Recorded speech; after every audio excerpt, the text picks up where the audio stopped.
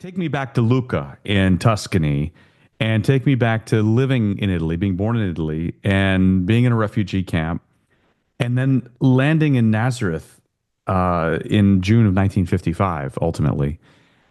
Tell me a little bit about life growing up in Italy and about the pursuit of the American dream. It all started there in Lucca. Well, indeed, yeah. Obviously, when we arrived in Lucca, I was 7 years old, well, going on 8 years of age, and we were there until age 15. Went to school there, and again, life was okay. I always said as kids, my dad, my parents always provided for us. We were never cold. We were never hungry. We went to the best schools. And so from that standpoint, there are no complaints, but there was no future like for someone like my dad at that moment, the way things were in Europe, post-war, as we all know. And having a close relative on my mother's side who had immigrated many years before. Your To, uncle in yeah, 1909. Uncle Tony, yeah, Tony Benvenu. We kept correspondence with him. We did, and he suggested at one point to my dad, he said, which was about 1952.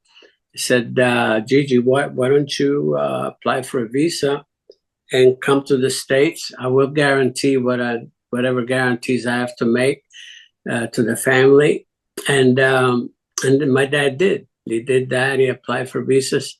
He almost forgot about it. I said this all the time. But 3 years Wow. later, the visas come through. And we were invited to go to Genova, to the consul, American consul general. And from there, the visas were approved. And dad says, well, now we're going to America for maybe for 5 years and come back. You actually had the tickets to go back, didn't you?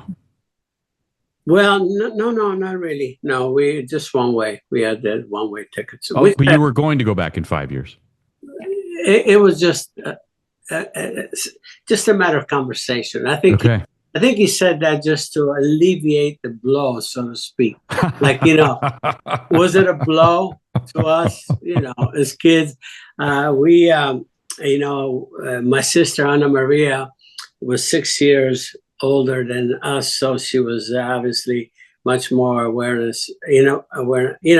what was going on. But she was very positive, very positive. She said, "Oh, I said, oh, kids, this is wonderful. This is a great opportunity." Blah blah blah blah.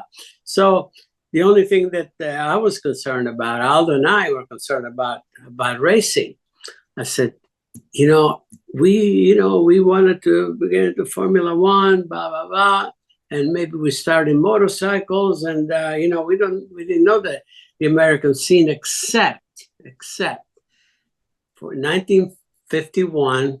There was this movie, To Please a Lady, with Clark Gable, Barbara Stanwyck, and the title was To Please a Lady, but the movie played in Italy, and the title was Indianapolis. Oh. I had no idea what in the world Indianapolis. I thought, what was it, Napoli or something, And I went to see the movie, and then there I saw some of the American racing, not just the Indianapolis 500, but the dirt track racing. Sure. Which obviously it was part of the story. And so we said, well, that's going to be interesting. That's something different. And so we figured, well, there's going to be some racing. And Lord and behold, as we arrived here to these shores in June 15, 1955, it was on a Thursday. And on a Sunday evening, we were just hanging out, after dinner and so forth. And, June, long day. And in the background, all of a sudden we see lights, bright lights, and a big roar of engines. And Aldo and I looked at each other, and we didn't say anything. We just booked. We followed the sound. And there was at the local fairgrounds, at the edge of town where they had these modified stock cars. Mm. And we just peeked through the fence there and so forth. And we said, well, they didn't look like Formula One cars, but the thing that, American Formula One. yeah, but the thing that, yeah, we looked at each other and said, you know, this is doable, you know. Oh, yeah. Oh, yeah. And that's when a lot of things started going on. You know what? Maybe America will be just fine. You were 50.